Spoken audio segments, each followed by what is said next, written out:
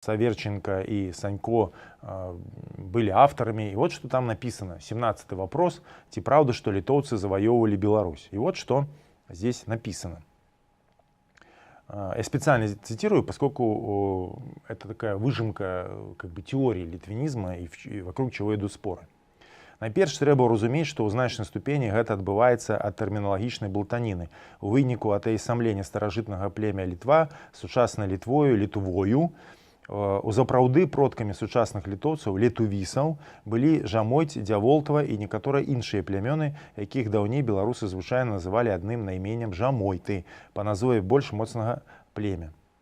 Старажытная ж Літва жыла на тэрыторыі Беларусі ў раёне верхняга Панямоння паміж Менскам і Навагародкам з усходу на захад і ад Маладэчна да Слоніма з поўначы на поўдзень. І яна засяляла параўнальна невялікую гістарычную вобласць Беларусі побач з Полацкай, Тураўскай і Навагародскай землямі.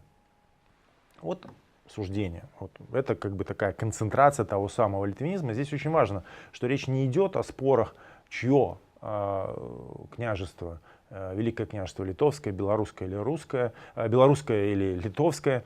Кстати, у нас есть выпуск исторической среды, обязательно посмотрите, мы можем его обновить, если это понадобится, если у вас будет такое желание. Почему Беларусь не Литва? Там мы подробно разбираем обоснование того, как наша земля называлась, чье Великое княжество литовское. Сейчас речь о другом. Сейчас речь конкретно вот этой концепции литвинизма. Итак, это не просто спор об этническом характере Великого княжества литовского, а просто навязывание и утверждение, что нет, белорусы на самом деле не белорусы. Белорусы — это литвины.